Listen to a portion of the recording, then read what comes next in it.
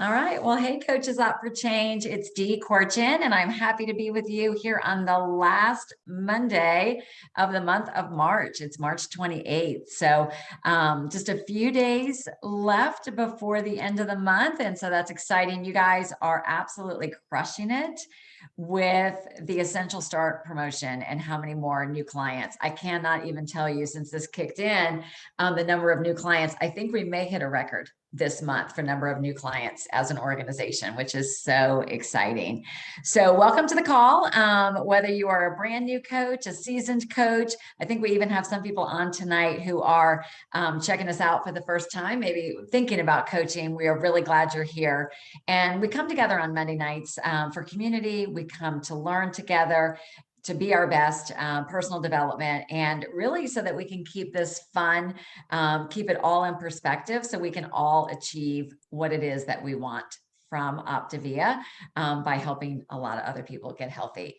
And I've referenced this book a few times we had an incredible event here in Atlanta this past weekend. I just did a Facebook Live about it, but I just recently started reading a book by Bob Goff called Undistracted. And I don't know, any Bob Goff fans in the house? He is really good about helping us center our life around what is most important and staying focused. And this is really about, really discovering your purpose and finding your joy. And he talks about distraction and how easy this distraction comes in many, many different ways. But I am going to be absolutely honest with you. Sometimes distraction comes with something we tell ourselves. I need to be more organized. And actually, there's stories we can tell ourselves about this business, right? I can't make any phone calls. I can't do this until I get more organized. And one of the things I know all of us are on here because we want to help you be the most efficient that you can be. But I also just want to reiterate that this business is designed to be extremely simple, extremely flexible, and just pay attention to what your thoughts are, because we may be kind of going in circles thinking I can't do anything until I get organized. And that's actually fear and other things that are speaking to us. So I see some nodding heads. So that is just something to be very, very aware of. But I am excited tonight because Lori Cole is going to lead us in a discussion with some other leaders about the organized coach. What does that look like? And Lori is a teacher, a former teacher. When she came to this, she was juggling, I think, 3 different jobs that she was doing, and managed to build a really incredible business that she was actually able to walk away from her teaching career. So without further ado, I'm going to turn it over to Lori Cole. Thank you, Dee. So I'm super excited about this. I am a very organized person, and I was working Optavia as my 3rd job for a long time, for maybe 4.5 years. And so some of the things I think that we're going to share tonight are going to be helpful. And I want to give a disclaimer. What we're not going to do is show you all of our office spaces, because that's not really the point. The point is, how can you move the dial on your business with small steps and doing it your way? So tonight, Carol and Shauna, we're going to kind of bump around with some questions, and where it goes. But in our planning session, I was like, wow, I got so inspired by new ideas, and I've been coaching for 6 years. So I know that you guys are going to, take some notes tonight, because there's some good stuff here. I do hear a lot. I can't coach until I'm organized. And what I want to encourage you is, instead of ready, aim, fire, to reverse that a little bit and think ready, fire, and then aim. Go do things. And if it doesn't work, realign your goals and go do other things, pressing into your mentorship. So Carol and Shauna, here's what I love about these girls. They run a high frontline volume. Their clients love them and tend to stick with them. Not everyone always, but that's normal, right? But they have a high volume of folks who stick with them. And I want to show you how this coach life can be versatile but consistent. So I'm going to be asking them questions, and then they're going to answer, and then we'll go to the next question. And as always, pop in the chat there with whatever you have. So here's the first question. And what we'll do is, Shauna, I'll start with you and then we'll go to Carol. How do you organize your health assessments? Tell us about that. So early on, I knew they had to be in some type of order. So alphabetical for me was the easiest. And for my active clients, they're in alphabetical order by first name. I'm a first name person. And each health assessment has a folder, and I actually use a drawer to put mine in, but I do weekly and then monthly, because we all know we've got clients who either are really resistant to the calls. And if I can get them on a monthly call, I'm going to get them on a monthly call rather than no call. And then I've got my weeklies, and my monthlies are also there for my clients who are in maintenance and are doing well. Awesome. Carol, how about you? Tell us about your health assessments. I have two binders. I have my active binder and I have an inactive binder. They're both divided with tabs by letter, and I actually file by the first name because I know everybody's first name, but remembering their last name is more challenging. So I want to be able to just flip to it.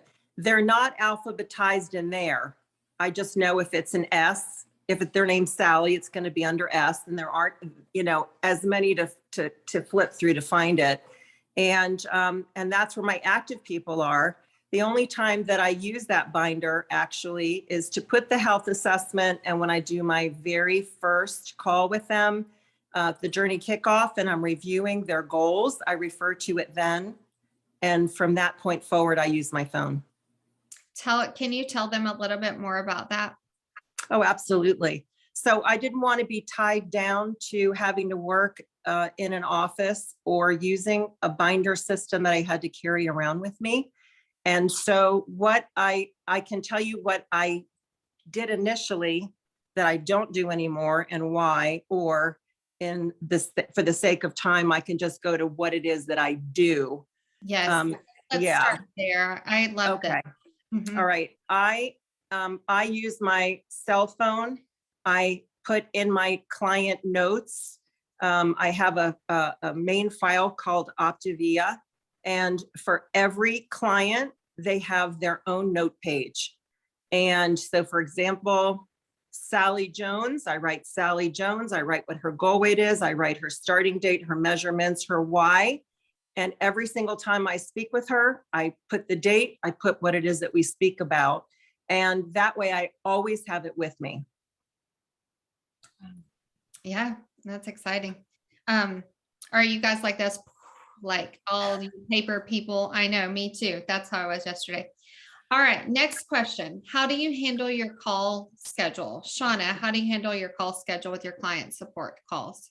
I use Calendly for my established clients, and we run a high frontline volume, so that works best for me.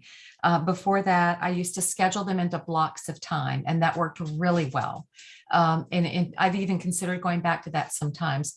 But if I can get, blocks of time scheduled that clients fit well within, then they don't have like a 7:05, 7:15 or whatever. They just know they're going to be in that block of time. And that worked really well for most of them. Okay. Carol, how about you?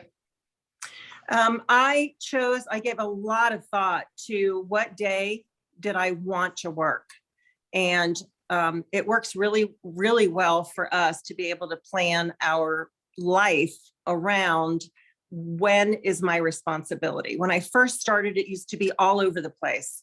If somebody said they wanted to talk with me on Saturday at 3:00 in the afternoon, I said, fine. Drove my wife crazy.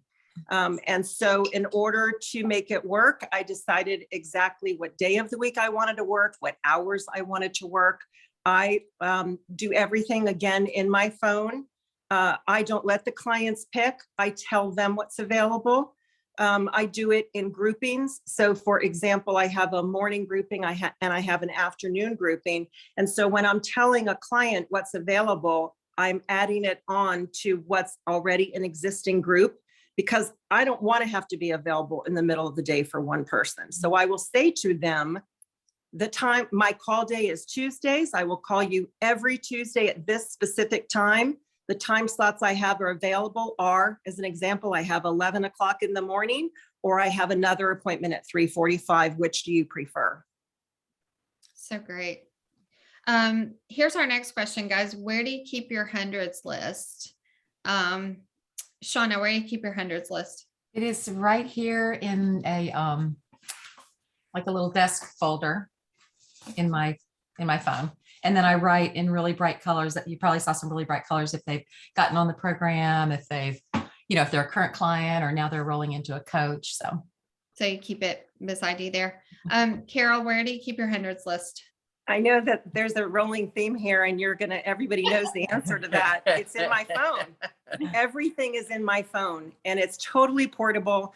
I always have my phone with me unless I'm in the shower. So every time I think of somebody, I don't have to wait to get to my list because I just put it right in my phone. All right. Awesome.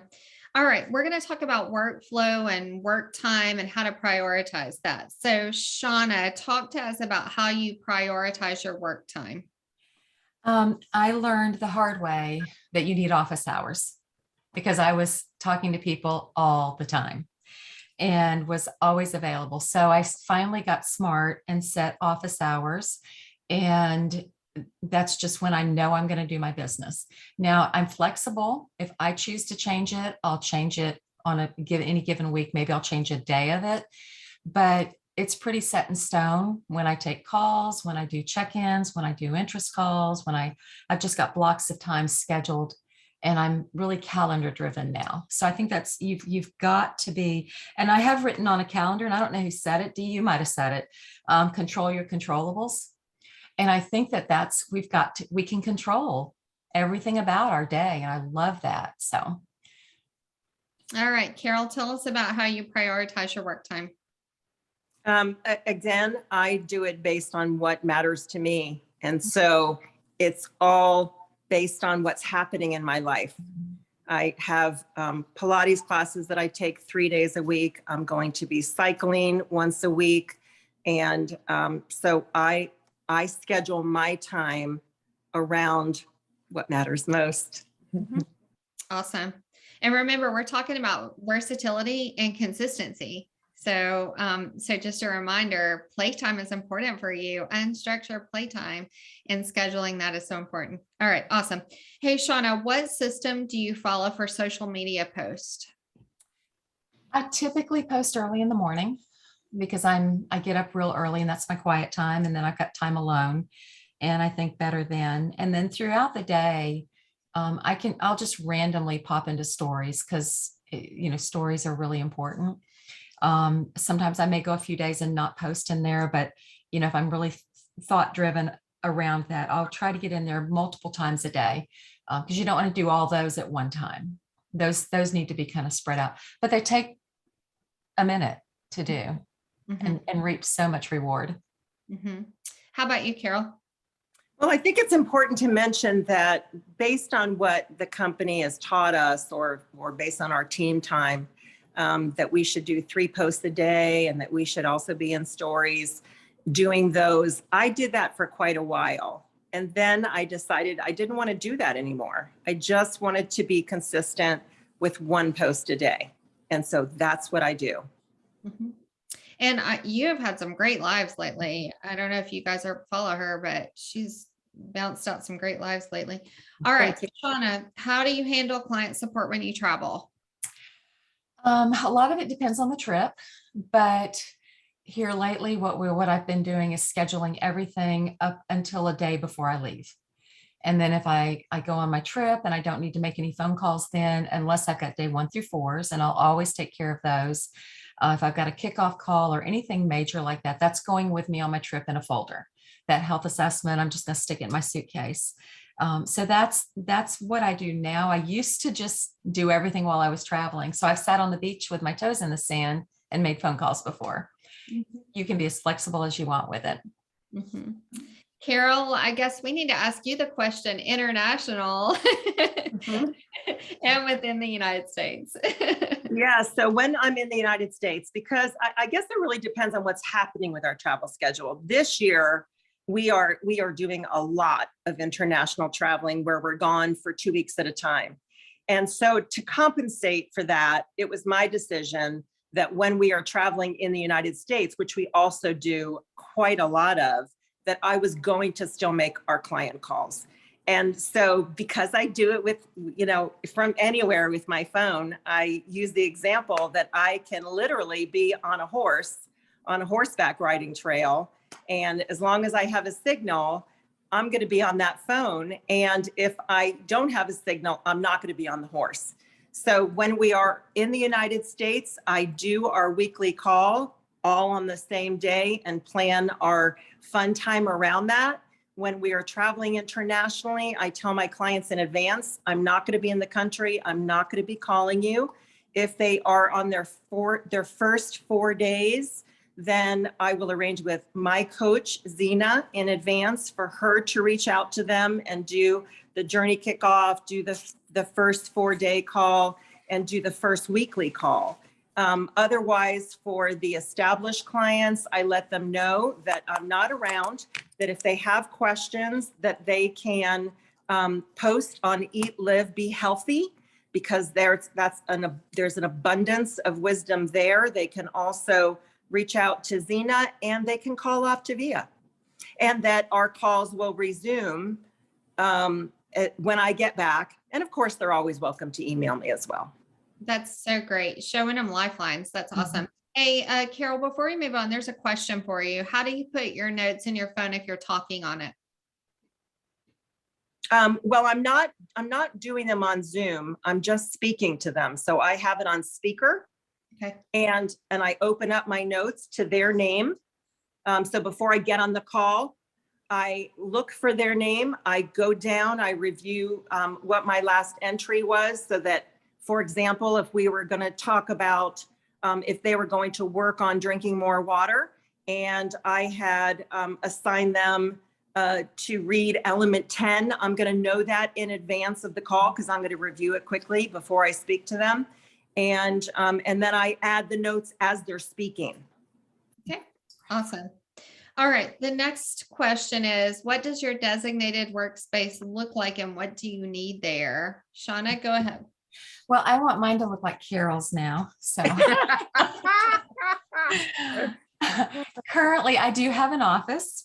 But I want to let you know, I started off with no office and I sat at my kitchen table and I had a binder. I didn't have a file drawer or anything. So this can be, if you are starting off or you don't have an office, you don't need one.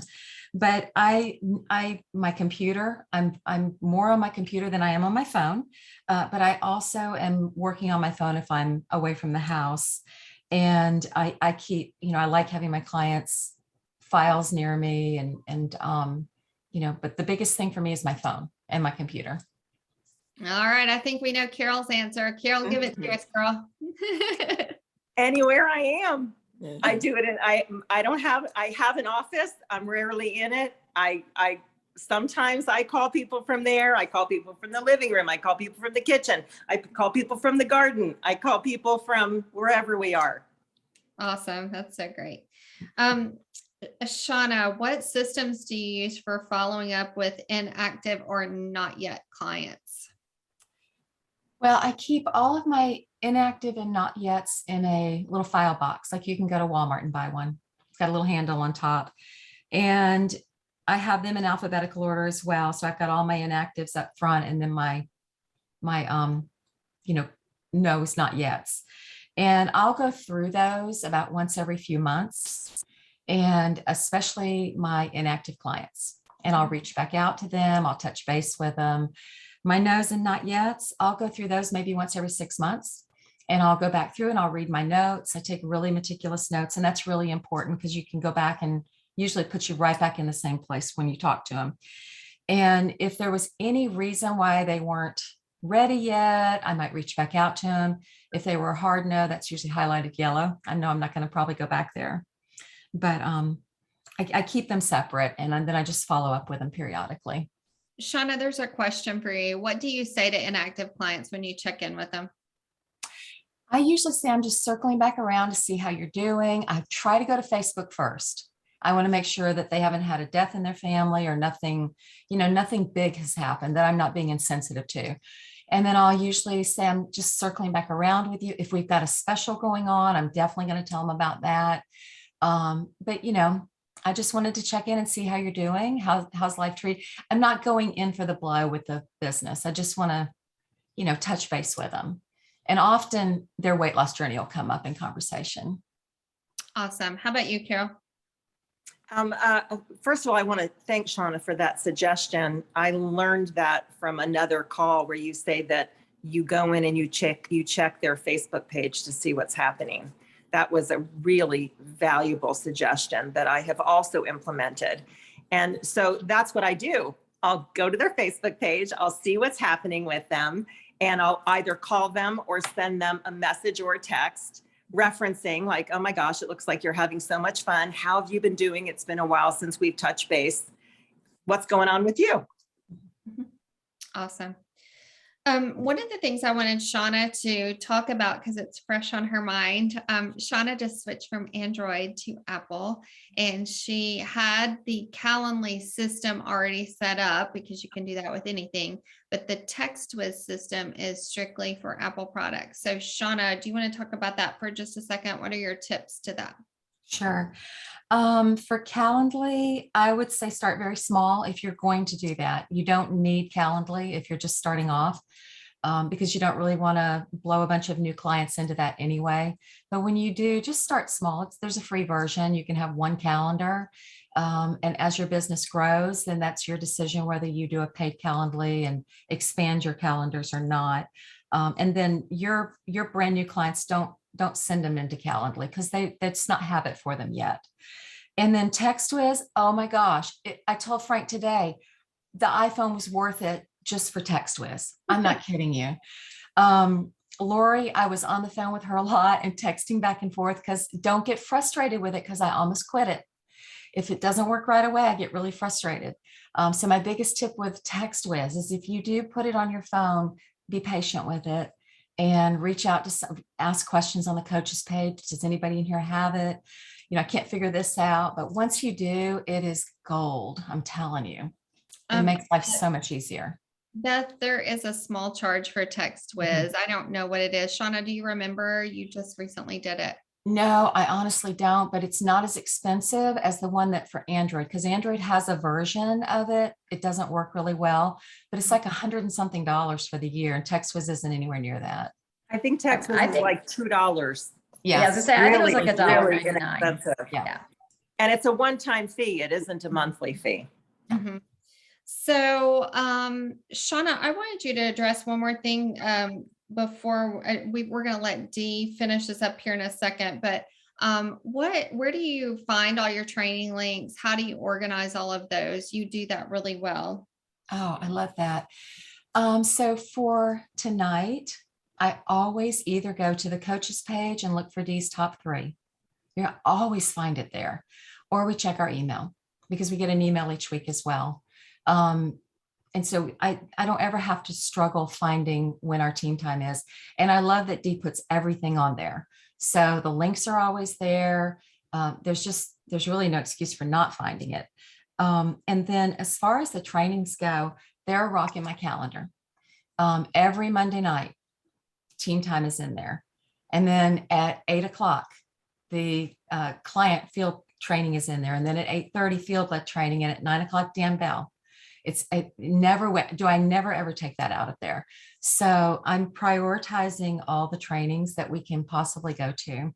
And then as far as any information, via the link trees or that Meg puts out or Dee puts out, a lot of things I have linked in my favorites so that I can go back there over and over and over again.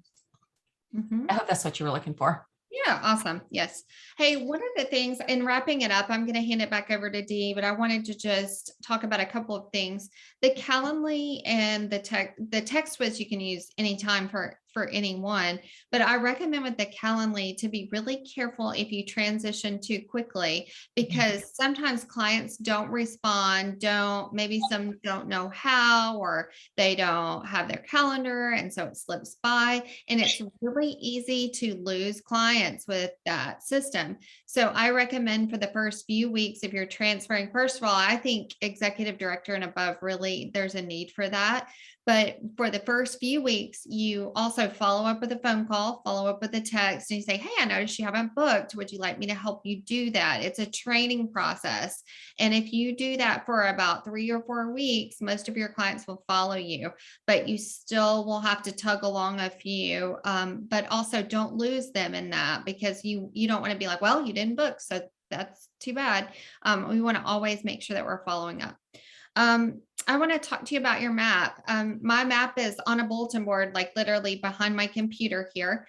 And one of the things I did at first, when I first started creating a map, was I tucked it in this file folder labeled maps. And then the end of the next month, I pulled it out and I was like, oh, wow, I didn't. And one of the things I want to encourage you is to make your map a working document. On the back of my map, I mean, I do all of the numbers and everything, but when I have my mentor session with Dee, I write all kinds of stuff on the back. Personal goals, business goals, things that are going well, things that I would like to see turn around, challenges. I just write whatever is on my heart in my planning session. And most of the time, that's where we hang out, because a lot of it is right here. It's in my head. It's what I'm thinking. It's the stories I'm telling myself. And those are my stumbling blocks. So I want to encourage you not to tuck your map away, but if you're an executive director or above, absolutely do that map. And if you don't know how, that's why we're here. Your mentors are here to help you. So I encourage you to make that a rock in your schedule each month. Hey, Dee I'm gonna turn this over to her. She's gonna show you this really cool link tree. Some people know what it is and some people don't. So we're gonna take a little time to take a look at it, and then she's gonna finish this up. Thanks so much, you guys. I appreciate your listening. Thank you. Wow. Thank you, Lori. Thank you, Shauna. Thank you, Carol. I think the big message there, you guys, is keep it simple and find a system that works for you. And I can tell you guys, so I've been coaching almost 11 years. I am very old school. I am old school. So you can build an integrated presidential director business, old school. Like, I am not going to lie, right here is my Optavia binder. And I'm going to not lie that some of them aren't even my health assessment's 3-hole punch. Like, they're in there, but it's not very organized. And then I have a folder for my coaches that I use computer paper to take notes on. But the thing is I am consistent. And so the 4 things I do, I have the binder, my Google Calendar saves my life. Google Calendar. And one suggestion I would add to what Shauna said is, you can add the links. Like, if you have team time every Monday night at 7:28, go ahead in your calendar, edit it, and put the link in there. So then you can just pull up your calendar and click it, and it'll bring you right in. You could do that for anything, the Tuesday night call. So my Google Calendar, the Calendly system was a game changer. And then I just got the iPhone and TextWiz within the past 4 months. So just know, like, I want the big message to be, and Lori did such a brilliant job kind of modeling that for you, is that keep it simple. The key to this business is consistency. Consistency, all the categories that Lori talked about, consistency. And so that's what I was kind of getting to at the beginning, is I think sometimes we make it bigger in our head and we're actually blocking ourselves. But how many of you guys are loving the Optavia 411 link tree? You know, that Meg and her team developed, right? So that is a brilliant tool. If you're not familiar with it, you can access it. We have information through our Coaches Out for Change group, but we also have, it's got the title Dream Team, but it's the Dream Team Coach link tree. But working with Meg, we now are making it available to all of Coaches Up for Change. So I'm going to show it to you. I think some of you guys have had access to it, maybe some not. But let me pull this up. Can you see this? So maybe drop a 1 in the comments if you've been using this, but this is a link tree for coaches.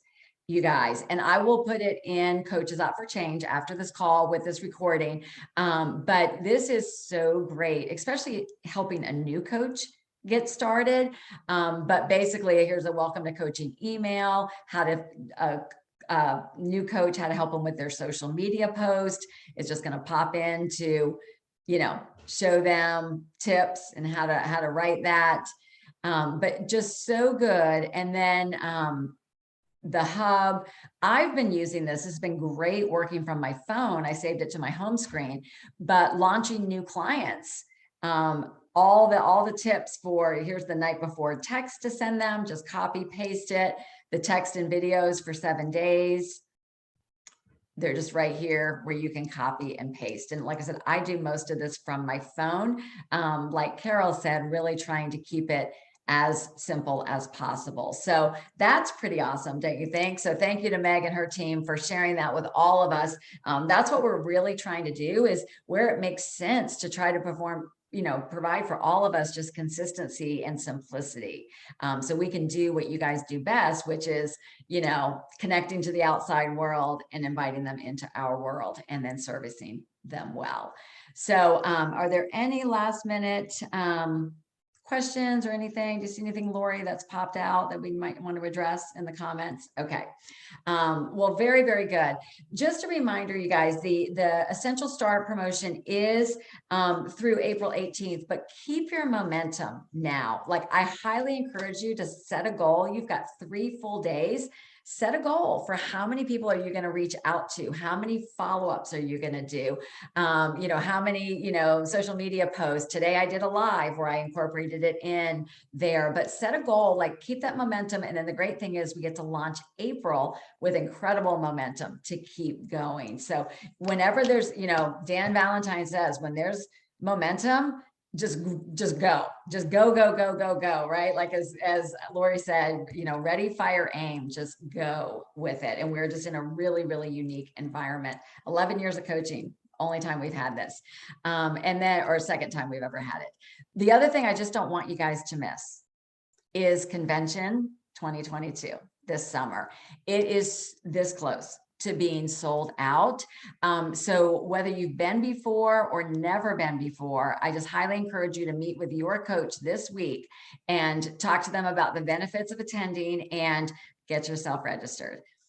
All these years of coaching have never, ever, ever had somebody say, that it wasn't worth their time to be there, right? That everybody gains something out of events. So just as somebody who has found them to be instrumental in my success, if you're looking for growth, I highly encourage it.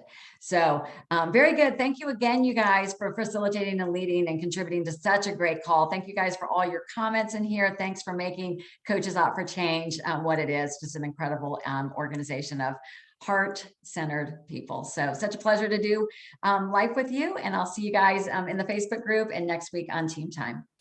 Bye.